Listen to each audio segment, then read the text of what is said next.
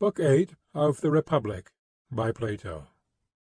And so, Glaucon, we have arrived at the conclusion that in the perfect state wives and children are to be in common, and that all education and pursuits of war and peace are also to be common, and the best philosophers and the bravest warriors are to be their kings. That, replied Glaucon, has been acknowledged. Yes, I said, and we have further acknowledged that the governors, when appointed themselves, will take their soldiers and place them in houses such as we were describing, which are common to all and contain nothing private or individual. And about their property you remember what we agreed? Yes, I remember that no one was to have any of the original possessions of mankind.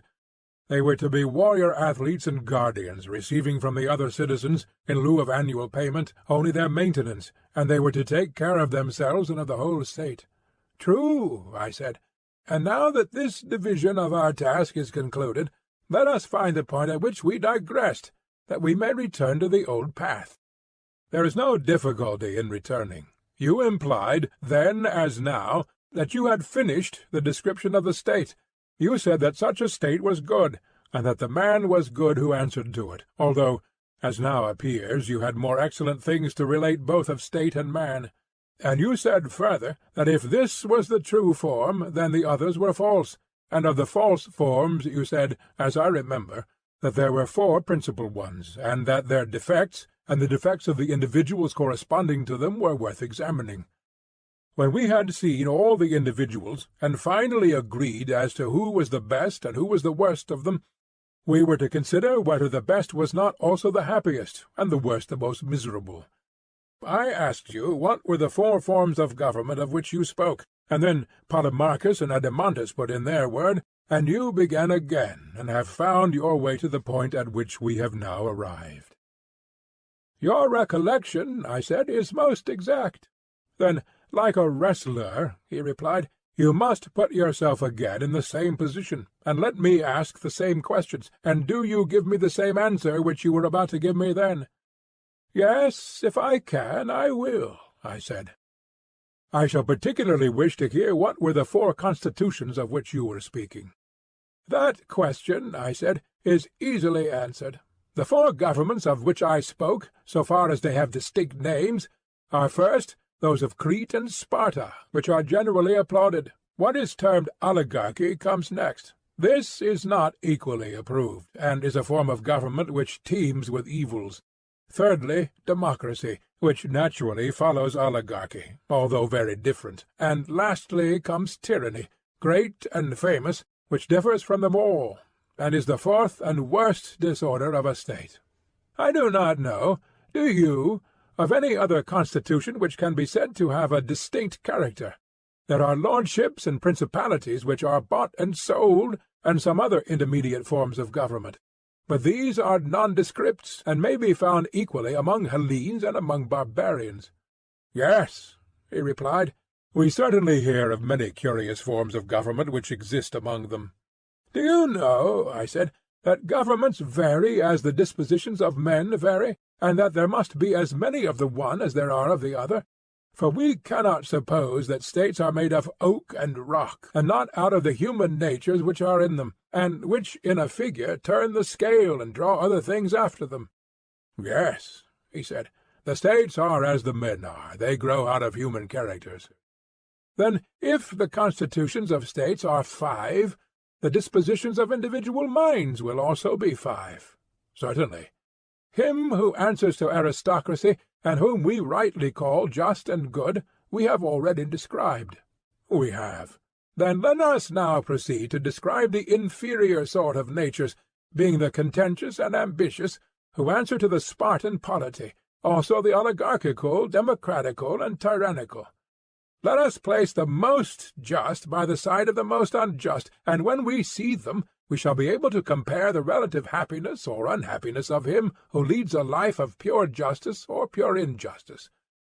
The inquiry will then be completed, and we shall know whether we ought to pursue injustice, as Thrasymachus advises, or in accordance with the conclusions of the argument to prefer justice.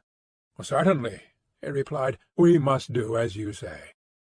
Shall we follow our old plan, which we adopted with a view to clearness, of taking the state first, and then proceeding to the individual, and begin with the government of honour, I know of no name for such a government other than timocracy, and perhaps timarchy.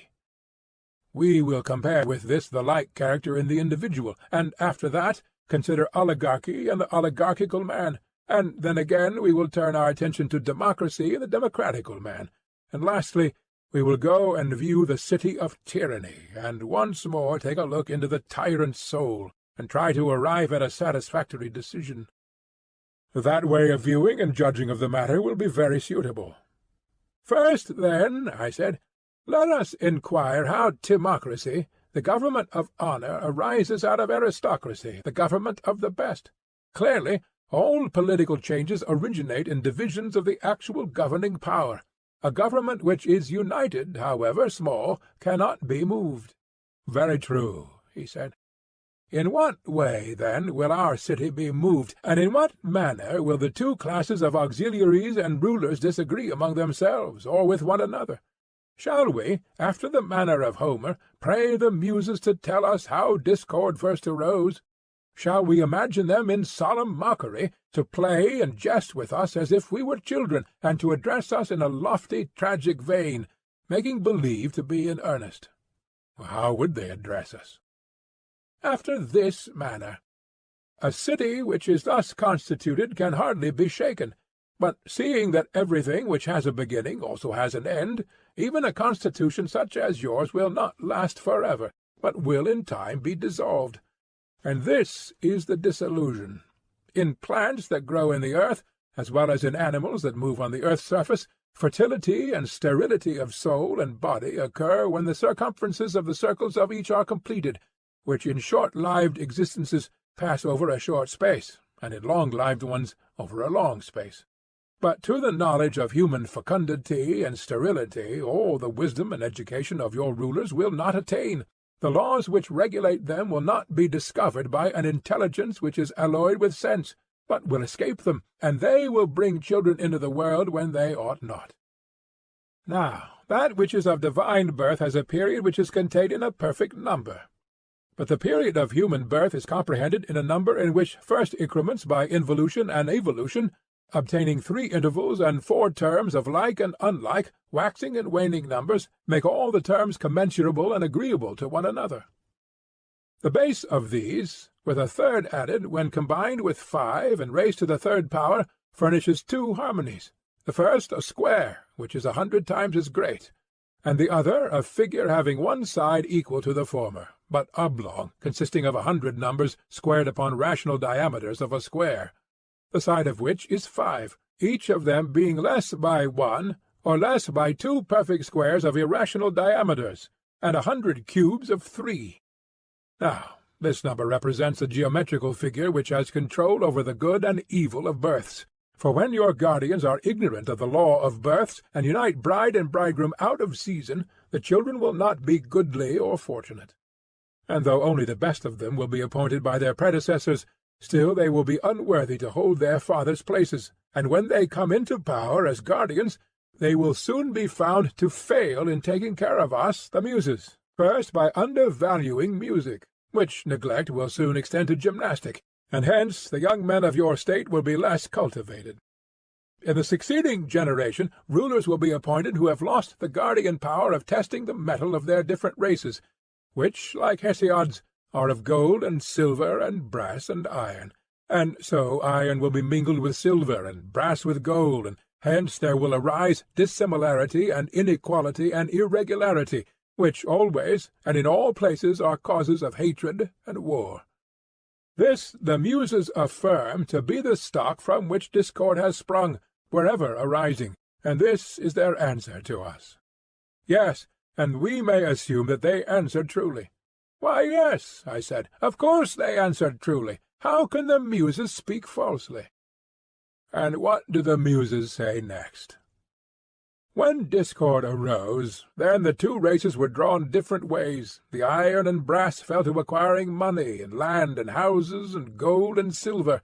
But the gold and silver races, not wanting money, but having the true riches in their own nature, inclined towards virtue and the ancient order of things.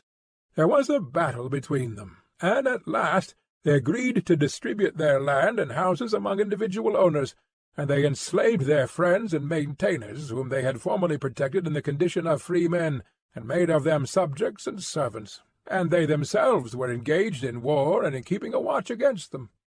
I believe that you have rightly conceived the origin of the change. And the new government which thus arises will be of a form intermediate between oligarchy and aristocracy? Very true. Such will be the change, and after the change has been made, how will they proceed? Clearly the new state, being in a mean between oligarchy and the perfect state, will partly follow one and partly the other, and will also have some peculiarities. True, he said. In the honour given to rulers, in the abstinence of the warrior class from agriculture, handicrafts, and trade in general, in the institution of common meals, and in the attention paid to gymnastics and military training, in all these respects this state will resemble the former. True. But in the fear of admitting philosophers to power, because they are no longer to be had simple and earnest, but are made up of mixed elements, and in turning from them to passionate and less complex characters, who are by nature fitted for war rather than peace, and in the value set by them upon military stratagems and contrivances, and in waging of everlasting wars, this state will be for the most part peculiar. Yes. Yes, I said, and men of this stamp will be covetous of money, like those who live in oligarchies. They will have a fierce secret longing after gold and silver, which they will hoard in dark places, having magazines and treasuries of their own for the deposit and concealment of them. Also castles, which are just nests for their eggs, and in which they will spend large sums on their wives, or on any others whom they please. That is most true, he said. And they are miserly, because they have no means of openly acquiring the money which they prize. They will spend that which is another man's on the gratification of their desires, stealing their pleasures and running away like children from the law, their father. They have been schooled not by gentle influences, but by force, for they have neglected her who is the true muse, the companion of reason and philosophy, and have honoured gymnastic more than music. Undoubtedly, he said, the form of government which you describe is a mixture of good and evil. Why, there is a mixture, I said, but one thing, and one thing only, is predominantly seen, the spirit of contention and ambition, and these are due to the prevalence of the passionate or spirited element. Assuredly, he said. Such is the origin and such the character of this state, which has been described in outline only. The more perfect execution was not required, for a sketch is enough to show the type of the most perfectly just and the most perfectly unjust, and to go through all the states and all the characters of men, omitting none of them, would be an interminable labour. Very true, he replied. Now, what man answers to this form of government? How did he come into being, and what is he like? I think, said Adeimantus, that in the spirit of contention which characterizes him, he is not unlike our friend Glaucon. Perhaps, I said, he may be like him in that one point, but there are other respects in which he is very different. In what respects? He should have more of self-assertion, and be less cultivated, and yet a friend of culture. And he should be a good listener, but no speaker. Such a person is apt to be rough with slaves, unlike the educated man, who is too proud for that. And he will also be courteous to freemen, and remarkably obedient to authority. He is a lover of power, and a lover of honour, claiming to be a ruler, not because he is eloquent, or on any ground of that sort, but because he is a soldier, and has performed feats of arms. He is also a lover of gymnastic exercises, and of the chase. Yes, that is the type of character which answers to democracy. Such an one will despise riches only when he is young, but as he gets older he will be more and more attracted to them, because he has a piece of the avaricious nature in him. And he is not single-minded towards virtue, having lost his best guardian. Who was that? Said Adeimantus. Philosophy, I said, tempered with music, who comes and takes up her abode in the man, and is the only saviour of his virtue throughout life. Good, he said. Such, I said, is the timocratical youth, and he is like the timocratical state. Exactly. His origin is as follows. He is often the young son of a brave father who dwells in an ill-governed city, of which he declines the honours and offices, and will not go to law or exert himself in any way, but is ready to waive his rights in order that he may escape trouble. And how does the son come into being? The character of the son begins to develop when he hears his mother complaining that her husband has no place in the government, of which the consequence is that she has no precedence among other women. Further, when she sees her husband not very eager about money, and instead of battling and railing in the law courts or assembly, taking whatever happens to him quietly, and when she observes that his thoughts always centre in himself, while he treats her with very considerable indifference, she is annoyed, and says to her son that his father is only half a man and far too easy-going, adding all the other complaints about her own ill-treatment which women are so fond of rehearsing. "Yes," said Adeimantus, "they give us plenty of them, and their complaints are so like themselves."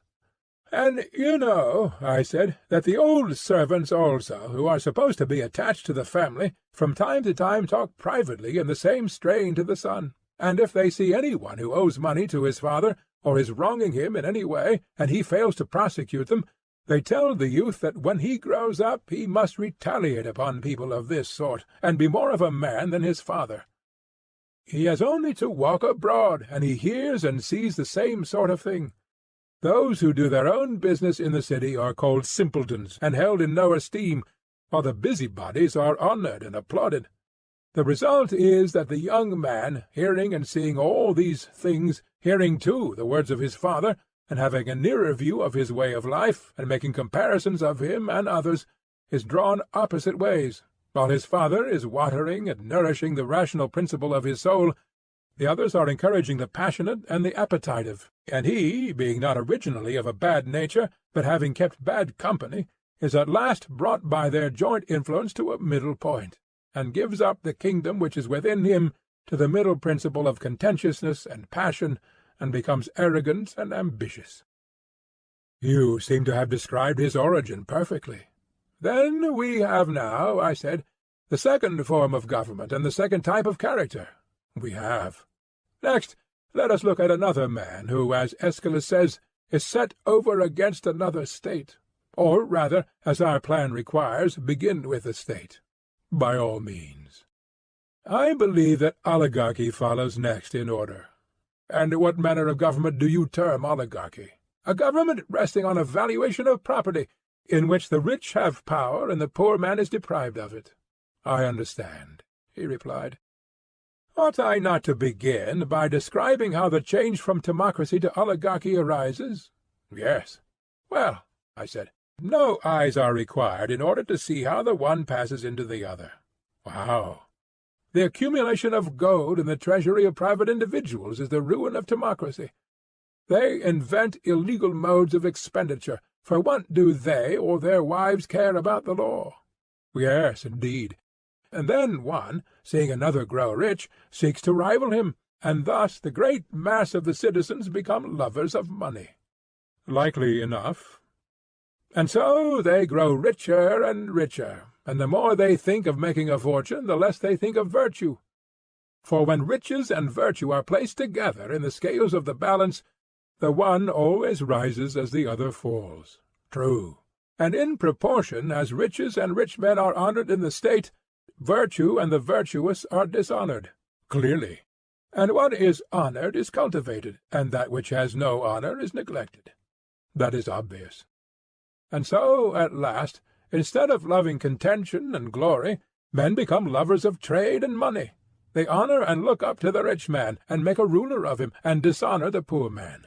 "They do so." "They next proceed to make a law which fixes a sum of money as the qualification of citizenship.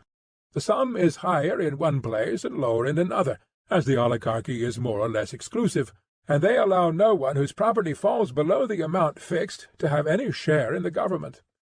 These changes in the constitution they effect by force of arms, if intimidation has not already done their work."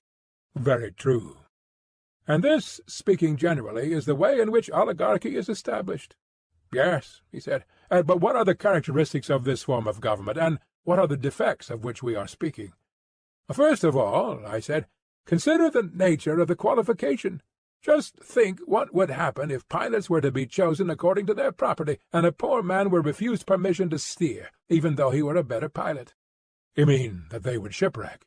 Yes, and is not this true of the government of anything? I should imagine so. Except a city, or would you include a city?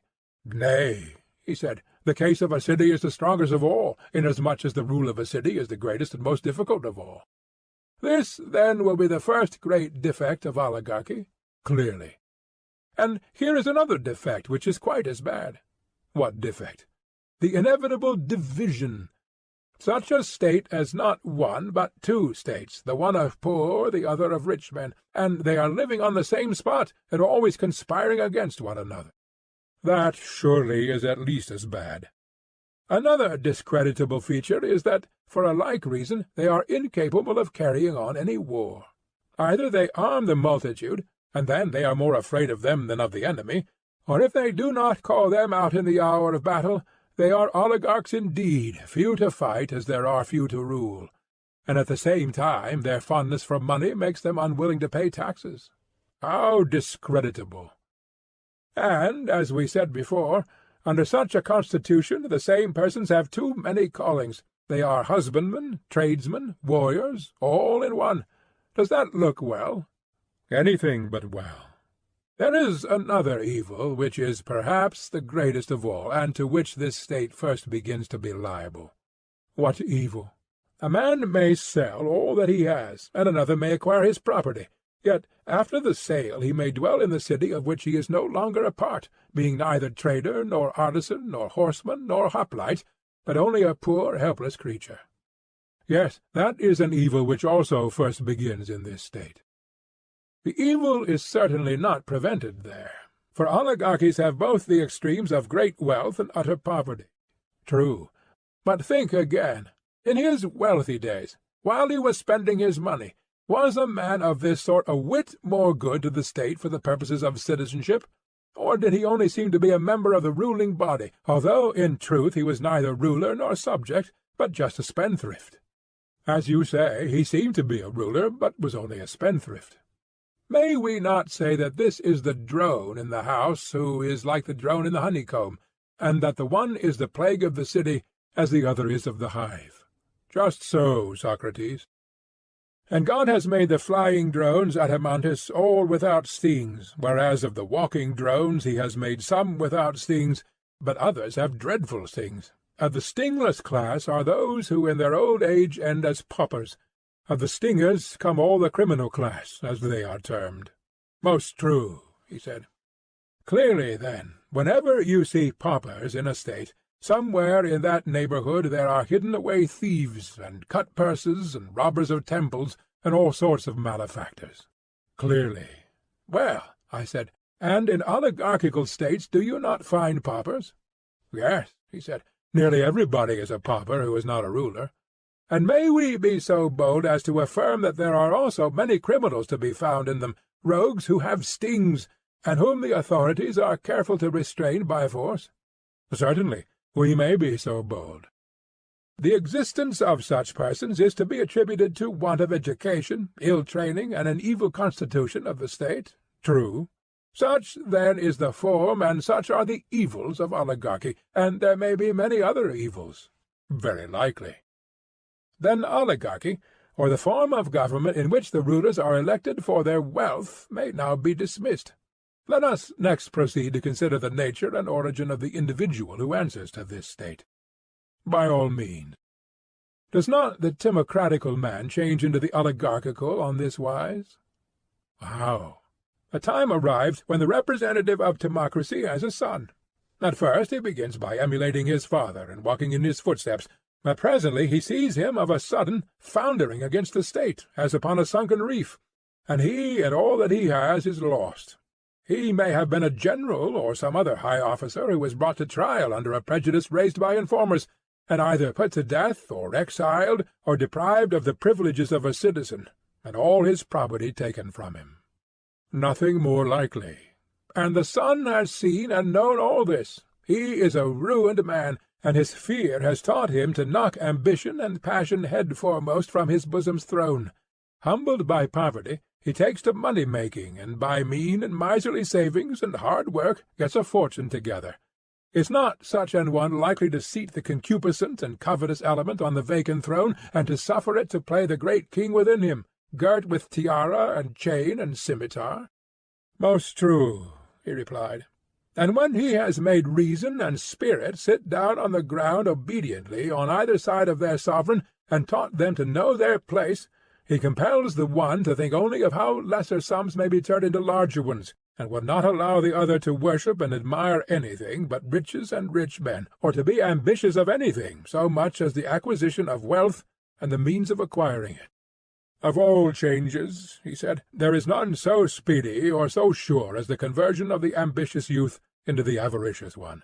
And the avaricious, I said, is the oligarchical youth? Yes, he said. At any rate, the individual out of whom he came is like the state out of which oligarchy came. Let us then consider whether there is any likeness between them. Very good. First, then, they resemble one another in the value which they set upon wealth? Certainly. Also in their penurious, laborious character. The individual only satisfies his necessary appetites and confines his expenditure to them. His other desires he subdues, under the idea that they are unprofitable. True.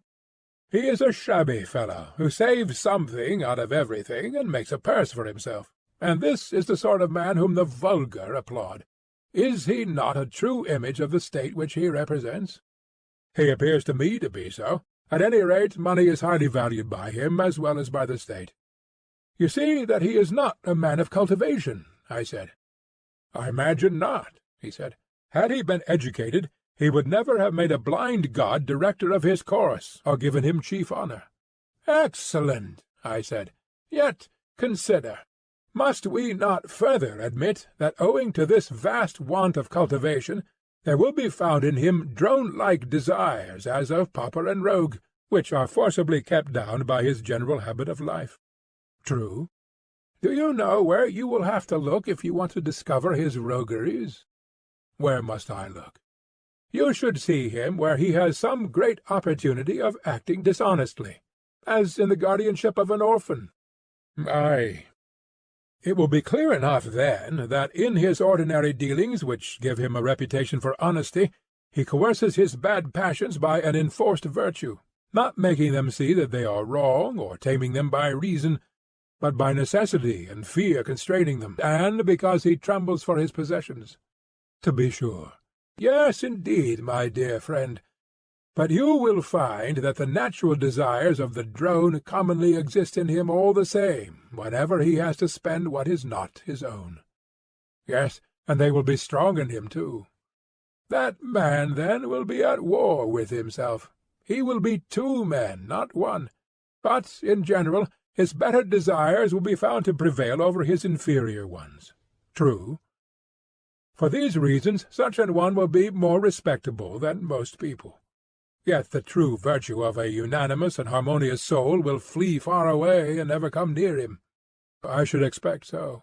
And surely the miser individually will be an ignoble competitor in the state for any prize of victory, or any object of honourable ambition. He will not spend his money in the contest for glory, so afraid is he of awakening his expensive appetites and inviting them to help and join in the struggle. In true oligarchical fashion he fights with a small part only of his resources, and the result commonly is that he loses the prize and saves his money. Very true.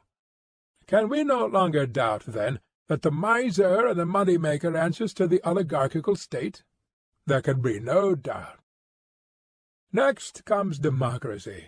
Of this the origin and the nature have still to be considered by us, and then we will inquire into the ways of the democratic man, and bring him up for judgment. That, he said, is our method. Well, I said, and how does the change from oligarchy into democracy arise? Is it not on this wise? The good at which such a state aims is to become as rich as possible, a desire which is insatiable. What then? The rulers, being aware that their power rests upon their wealth, refuse to curtail by law the extravagance of the spendthrift youth, because they gain by their ruin. They take interest from them, and buy up their estates, and thus increase their own wealth and importance. To be sure, there can be no doubt that the love of wealth and the spirit of moderation cannot exist together in citizens of the same state to any considerable extent. One or the other will be disregarded. That is tolerably clear. And in oligarchical states, from the general spread of carelessness and extravagance, men of good family have often been reduced to beggary. Yes, often. And still they remain in the city. There they are, ready to sting and fully armed, and some of them owe money, some have forfeited their citizenship. A third class are in both predicaments, and they hate and conspire against those who have got their property, and against everybody else, and are eager for revolution. That is true. On the other hand, the men of business, stooping as they walk, and pretending not even to see those whom they have already ruined, insert their sting, that is, their money, into some one else who is not on his guard against them, and recover the apparent sum many times over, multiplied into a family of children. And so they make drone and pauper to abound in the state. Yes, he said, there are plenty of them, that is certain. The evil blazes up like a fire, and they will not extinguish it, either by restricting a man's use of his own property, or by any other remedy. What other? One which is the next best, and has the advantage of compelling the citizens to look to their characters. Let there be a general rule that every one shall enter into voluntary contracts at his own risk, and there will be less of this scandalous money-making, and the evils of which we were speaking will be greatly lessened in the state. Yes, they will be greatly lessened. At present, the governors, induced by the motives which I have named, treat their subjects badly, while they and their adherents, especially the young men of the governing class, are habituated to lead a life of luxury and idleness, both of body and mind. They do nothing, and are incapable of resisting either pleasure or pain. Very true. They themselves care only for making money, and are as indifferent as the pauper to the cultivation of virtue. Yes, quite as indifferent. Such is the state of affairs which prevails among them, and often rulers and their subjects may come in one another's way, whether on a journey or on some other occasion of meeting, on a pilgrimage or a march, as fellow-soldiers or fellow-sailors.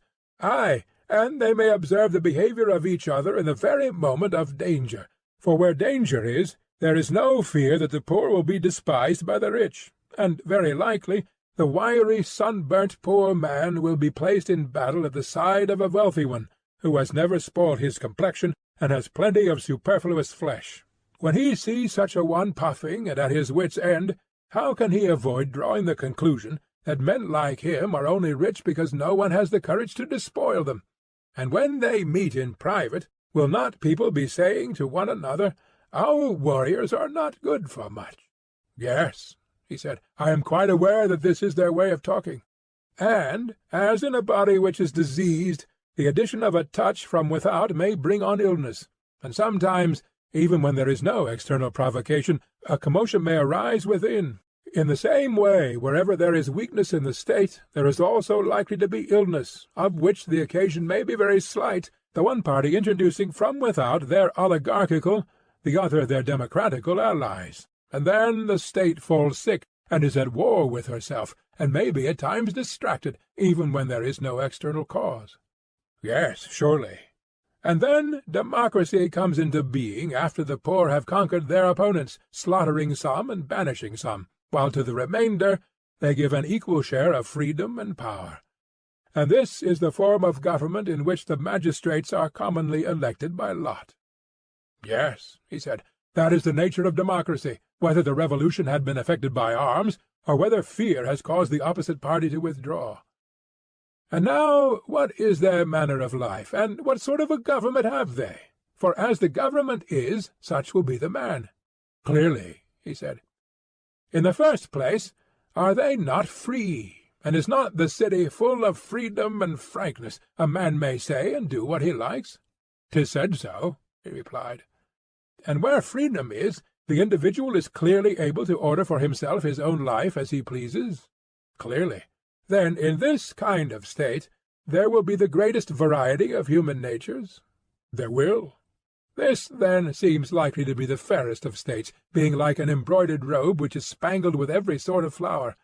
And just as women and children think a variety of colours to be of all things most charming, So there are many men to whom this state, which is spangled with the manners and characteristics of mankind, will appear to be the fairest of states.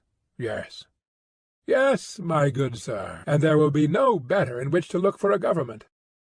Why? Because of the liberty which reigns there. They have a complete assortment of constitutions, and he who has a mind to establish a state, as we have been doing, must go to a democracy as he would to a bazaar at which they sell them, and pick out the one that suits him. Then, when he has made his choice, he may found his state. He will be sure to have patterns enough.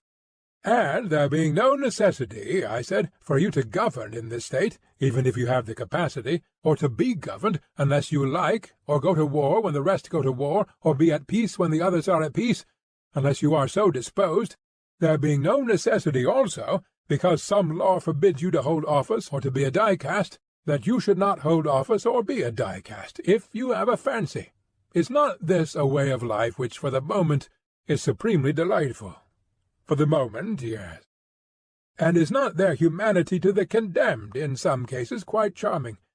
Have you not observed how, in a democracy, many persons, although they have been sentenced to death or exile, just say where they are and walk about the world? The gentleman parades like a hero, and nobody sees or cares. Yes, he replied, many and many a one. See, too, I said, the forgiving spirit of democracy, and the don't care about trifles, and the disregard which she shows of all the fine principles which we solemnly laid down at the foundation of the city, as when we said that, except in the case of some rarely gifted nature, there never will be a good man who has not from his childhood been used to play amid things of beauty, and make of them a joy and a study. How grandly does she trample all these fine notions of ours under her feet, never giving a thought to the pursuits which make a statesman, and promoting to honour any one who professes to be the people's friend. Yes, she is of a noble spirit. These and other kindred characteristics are proper to democracy, which is a charming form of government, full of variety and disorder, and dispensing a sort of equality to equals and unequals alike. We know her well. Consider now, I said, what manner of man the individual is, or rather consider, as in the case of the state, how he comes into being. Very good, he said. Is not this the way? He is the son of the miserly and oligarchical father who has trained him in his own habits? Exactly. And, like his father, he keeps under, by force, the pleasures which are of the spending and not of the getting sort, being those which are called unnecessary.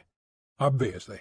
Would you like, for the sake of clearness, to distinguish which are the necessary and which are the unnecessary pleasures? I should. Are not necessary pleasures those of which we cannot get rid, and of which the satisfaction is a benefit to us? And they are rightly called so because we are framed by nature to desire both what is beneficial and what is necessary, and cannot help it. True. We are not wrong, therefore, in calling them necessary. We are not. And the desires of which a man may get rid, if he takes pains from his youth upwards, of which the presence, moreover, does no good, and in some cases the reverse of good, shall we not be right in saying that all these are unnecessary? Yes, certainly. Suppose we select an example of either kind, in order that we may have a general notion of them. Very good. Will not the desire of eating, that is, of simple food and condiments, in so far as they are required for health and strength, be of the necessary class? That is what I should suppose. The pleasure of eating is necessary in two ways. It does us good, and it is essential to the continuance of life. Yes, but the condiments are only necessary in so far as they are good for health. Certainly. And the desire which goes beyond this, of more delicate food or other luxuries, which might generally be got rid of, if controlled and trained in youth, and is hurtful to the body and hurtful to the soul in the pursuit of wisdom and virtue, may be rightly called unnecessary. Very true. May we not say that these desires spend, and that the others make money because they conduce to production? Certainly. And of the pleasures of love and all other pleasures the same holds good? True. And the drone of whom we spoke was he who was surfeited in pleasures and desires of this sort, and was the slave of the unnecessary desires, whereas he who was subject to the necessary only was miserly and oligarchical. Very true. Again, let us see how the democratical man grows out of the oligarchical. The following, as I suspect, is commonly the process. What is the process? When a young man who has been brought up as we were just now describing in a vulgar and miserly way has tasted drone's honey, and has come to associate with fierce and crafty natures who are able to provide for him all sorts of refinements and varieties of pleasure, then, as you may imagine, the change will begin of the oligarchical principle within him into the democratical. Inevitably. And as in the city like was helping like, and the change was effected by an alliance from without assisting one division of the citizens, so too the young man is changed by a class of desires coming from without to assist the desires within him, that which is akin and alike again helping that which is akin and alike. Certainly, and if there be any ally which aids the oligarchical principle within him, whether the influence of a father or of kindred, advising or rebuking him, then there arises in his soul a faction and an opposite faction, and he goes to war with himself. It must be so. And there are times when the democratical principle gives way to the oligarchical, and some of his desires die, and others are banished. A spirit of reverence enters into the man's soul, and order is restored.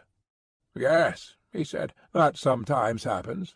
And then again, after the old desires have been driven out, fresh ones spring up, which are akin to them, and because he, their father, does not know how to educate them, wax fierce and numerous. Yes, he said, that is apt to be the way. They draw him to his old associates, and, holding secret intercourse with them, breed and multiply in him. Very true. At length they seize upon the citadel of the young man's soul, which they perceive to be void of all accomplishments and fair pursuits and true words, which make their abode in the minds of men who are dear to the gods, and are their best guardians and sentinels. None better. False and boastful conceits and phrases mount upwards and take their place. They are certain to do so. And so the young man returns into the country of the lotus-eaters, and takes up his dwelling there in the face of all men. And if any help be sent by his friends to the oligarchical part of him, the aforesaid vain conceits shut the gate of the king's fastness, and they will neither allow the embassy itself to enter, nor if private advisers offer the fatherly counsel of the aged, will they listen to them or receive them. There is a battle, and they gain the day, and then modesty, which they call silliness, is ignominiously thrust into exile by them, and temperance, which they nickname unmanliness, is trampled in the mire and cast forth. They persuade men that moderation and orderly expenditure are vulgarity and meanness, and so, by the help of the rabble of evil appetites, they drive them beyond the border. Yes, with a will. And when they have emptied and swept clean the soul of him who is now in their power, and who is being initiated by them in great mysteries, the next thing is to bring back to their house insolence and anarchy and waste and impudence in bright array, having garlands on their heads, and a great company with them, hymning their praises and calling them by sweet names. Insolence they term breeding, and anarchy liberty, and waste magnificence, and impudence courage. And so the young man passes out of his original nature, which was trained in the school of necessity, into the freedom and libertinism of useless and unnecessary pleasures. Yes, he said, the change in him is visible enough. After this he lives on, spending his money and labour and time on unnecessary pleasures quite as much as on necessary ones. But if he be fortunate, and is not too much disordered in his wits, when years have elapsed, and the heyday of passion is over supposing that, he then readmits into the city some part of the exiled virtues, and does not wholly give himself up to their successors. In that case he balances his pleasures, and lives in a sort of equilibrium, putting the government of himself into the hands of the one which comes first and wins the turn, and when he has had enough of that, then into the hands of another. He despises none of them, but encourages them all equally. Very true, he said. Neither does he receive or let pass into the fortress any true word of advice. If any one says to him that some pleasures are the satisfactions of good and noble desires, and others of evil desires, and that he ought to use and honour some, and chastise and master the others, whenever this is repeated to him, he shakes his head, and says that they are all alike, and that one is as good as another. Yes, he said, that is the way with him. Yes, I said, he lives from day to day, indulging the appetite of the hour, and sometimes he is lapped in drink and strains of the flute. Then he becomes a water-drinker and tries to get thin.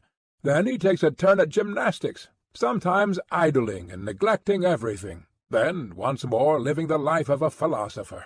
Often he is busy with politics, and starts to his feet and says and does whatever comes into his head.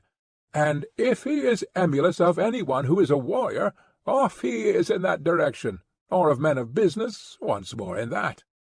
His life has neither law nor order, and this distracted existence he terms joy and bliss and freedom, and so he goes on. Yes, he replied, he is all liberty and equality. Yes, I said, his life is motley and manifold and an epitome of the lives of many. He answers to the state which we described as fair and spangled, and many a man and many a woman will take him for their pattern, and many a constitution and many an example of manners is contained in him. Just so. Let him then be set over against democracy. He may truly be called the democratic man. Let that be his place, he said. Last of all comes the most beautiful of all, man and state alike, tyranny and the tyrant. These we have now to consider.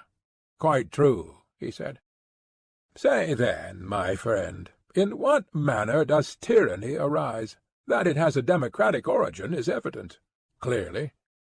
And does not tyranny spring from democracy in the same manner as democracy from oligarchy, I mean, after a sort? How? The good which oligarchy proposed to itself, and the means by which it was maintained, was excess of wealth. Am I not right? Yes. And the insatiable desire of wealth, and the neglect of all other things for the sake of money-getting, was also the ruin of oligarchy. True. And democracy has her own good, of which the insatiable desire brings her to disillusion? What good? Freedom, I replied, which, as they tell you in a democracy, is the glory of the state, and that therefore in a democracy alone will the free man of nature deign to dwell. Yes, the saying is in everybody's mouth. I was going to observe that the insatiable desire of this and the neglect of other things introduces the change in democracy which occasions a demand for tyranny. How so?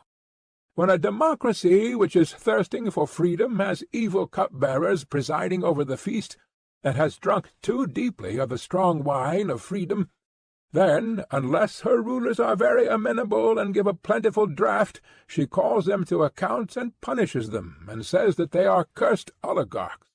Yes, he replied, a very common occurrence. Yes, I said, and loyal citizens are insultingly termed by her slaves who hug their chains and men of naught. She would have subjects who are like rulers, and rulers are like subjects. These are men after her own heart, whom she praises and honours, both in private and public. Now, in such a state, can liberty have any limit? Certainly not. By degrees, the anarchy finds a way into private houses, and ends by getting among the animals and infecting them. How do you mean? I mean that the father grows accustomed to descend to the level of his sons, and to fear them, and the son is on a level with his father, he having no respect or reverence for either of his parents, and this is his freedom, and the metic is equal with the citizen, and the citizen with the metic, and the stranger is quite as good as either.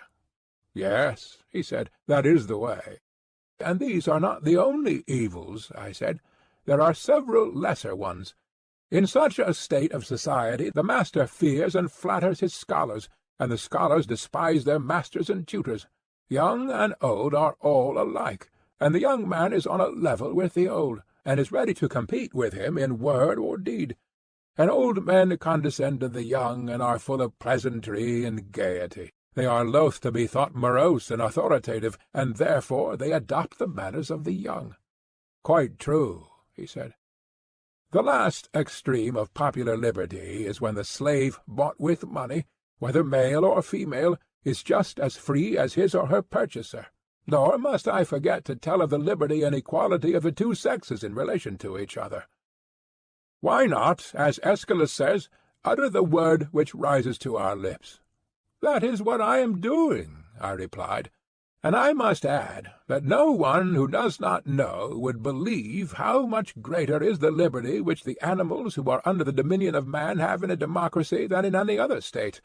For truly the she-dogs, as the proverb says, are as good as the she-mistresses, and the horses and asses have a way of marching along with all the rights and dignities of free men, and they will run at anybody who comes in their way if he does not leave the road clear for them, and all things are just ready to burst with liberty. When I take a country walk, he said, I often experience what you describe. You and I have dreamed the same thing. And above all, I said, and as the result of all, see how sensitive the citizens become. They chafe impatiently at the least touch of authority, and at length, as you know, they cease to care even for the laws, written or unwritten. They will have no one over them. Yes, he said, I know it too well. Such, my friend, I said, is the fair and glorious beginning out of which springs tyranny. Glorious indeed, he said. But what is the next step? The ruin of oligarchy is the ruin of democracy. The same disease magnified and intensified by liberty overmasters democracy, the truth being that the excessive increase of anything often causes a reaction in the opposite direction, and this is the case not only in the seasons and in vegetable and animal life, but above all in forms of government. True. The excess of liberty, whether in states or individuals, seems only to pass into excess of slavery. Yes, the natural order. And so, tyranny naturally arises out of democracy, and the most aggravated form of tyranny and slavery out of the most extreme form of liberty, as we might expect. That, however, was not, as I believe, your question. You, rather, desired to know what is that disorder which is generated alike in oligarchy and democracy, and is the ruin of both. Just so, he replied. Well, I said, I meant to refer to the class of the idle spendthrifts, of whom the more courageous are the leaders, and the more timid the followers, the same whom we were comparing to drones, some stingless, and others having stings. A very just comparison. These two classes are the plagues of every city in which they are generated, being what phlegm and bile are to the body, and the good physician and lawgiver of the state ought, like the wise bee-master, to keep them at a distance, and prevent, if possible, their ever coming in, and if they have anyhow found a way in, then he should have them and their cells cut out as speedily as possible. Yes, by all means, he said. Then, in order that we may see clearly what we are doing, let us imagine democracy to be divided, as indeed it is, into three classes. For in the first place, freedom creates rather more drones in the democratic than there are in the oligarchical state. That is true, and in the democracy they are certainly more intensified. How so?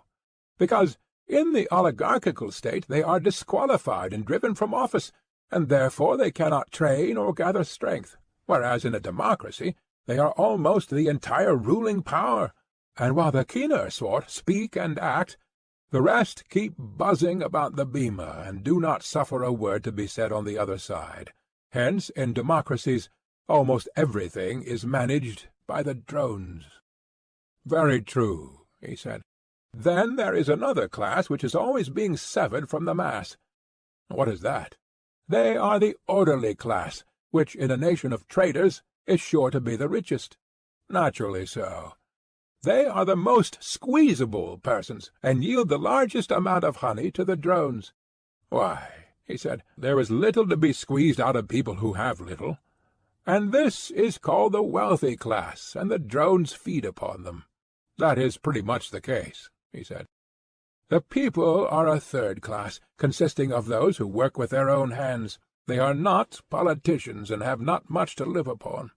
This, when assembled, is the largest and most powerful class in a democracy."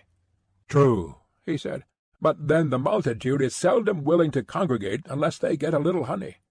"And do they not share?" I said. "Do not their leaders deprive the rich of their estates and distribute them among the people, at the same time taking care to reserve the larger part for themselves?" "Why, yes," he said, "to that extent the people do share." "And the persons whose property is taken from them are compelled to defend themselves before the people as they best can?" "What else can they do? And then, although they may have no desire of change, the others charge them with plotting against the people and being friends of oligarchy?" "True. And the end is that when they see the people, not of their own accord, but through ignorance and because they are deceived by informers seeking to do them wrong, then at last they are forced to become oligarchs in reality.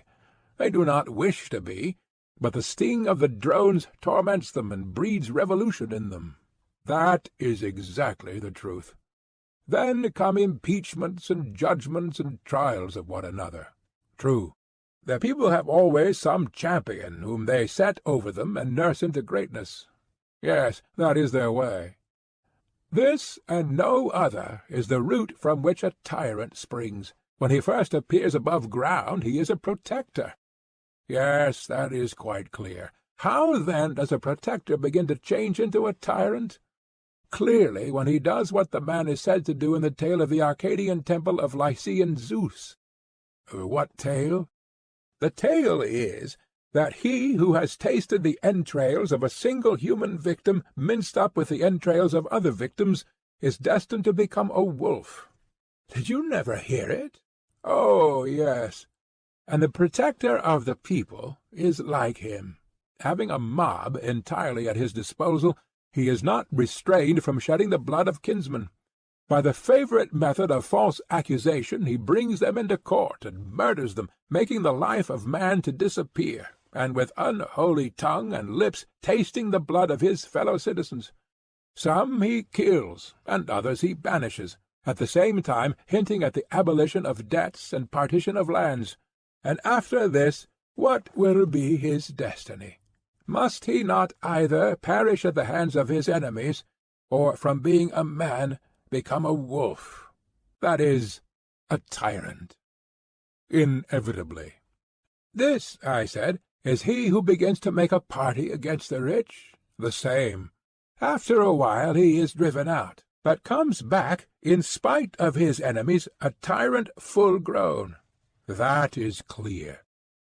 And if they are unable to expel him, or to get him condemned to death by a public accusation, they conspire to assassinate him. Yes, he said, that is their usual way. Then comes the famous request for a bodyguard, which is the device of all those who have got thus far in their tyrannical career. Let not the people's friend, as they say, be lost to them. Exactly. The people readily assent. All their fears are for him. They have none for themselves. Very true. And when a man who is wealthy and is also accused of being an enemy of the people sees this, then, my friend, as the oracle said to Croesus, by pebbly Hermus' shore he flees and rests not, and he is not ashamed to be a coward. And quite right, too, said he, for if he were, he would never be ashamed again. But if he is caught, he dies. Of course. And he, the protector of whom we spoke, is to be seen not larding the plain with his bulk, but himself the overthrower of many, standing up in the chariot of state with the reins in his hand, no longer protector, but tyrant absolute. No doubt, he said. And now let us consider the happiness of the man and also of the state in which a creature like him is generated. Yes, he said, let us consider that. At first, in the early days of his power, he is full of smiles, and he salutes everyone whom he meets. He to be called a tyrant, who is making promises in public and also in private. liberating debtors and distributing land to the people and his followers, and wanting to be so kind and good to everyone. Of course, he said. But when he has disposed of foreign enemies by conquest or treaty, and there is nothing to fear from them, then he is always stirring up some war or other in order that the people may require a leader. To be sure. Has he not also another object, which is that they may be impoverished by payment of taxes, and thus compelled to devote themselves to their daily wants, and therefore less likely to conspire against him? Clearly. And if any of them are suspected by him of having notions of freedom and of resistance to his authority, he will have a good pretext for destroying them by placing them at the mercy of the enemy, and for all these reasons the tyrant must always be getting up a war. He must. Now he begins to grow unpopular, a necessary result.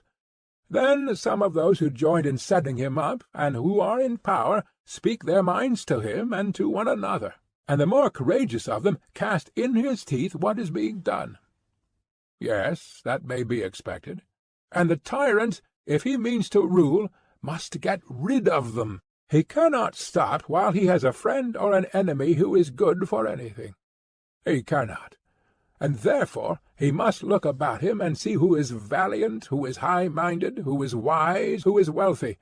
Happy man, he is the enemy of them all, and must seek occasion against them whether he will or no, until he has made a purgation of the state. Yes, he said, and a rare purgation.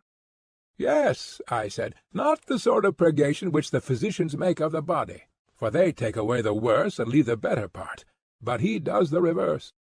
If he is to rule, I suppose that he cannot help himself. What a blessed alternative, I said, to be compelled to dwell only with the many bad, and to be by them hated, or not to live at all. Yes, that is the alternative. And the more detestable his actions are to the citizens, the more satellites and the greater devotion in them will he require? Certainly. And who are the devoted band, and where will he procure them? They will flock to him, he said, of their own accord, if he pays them.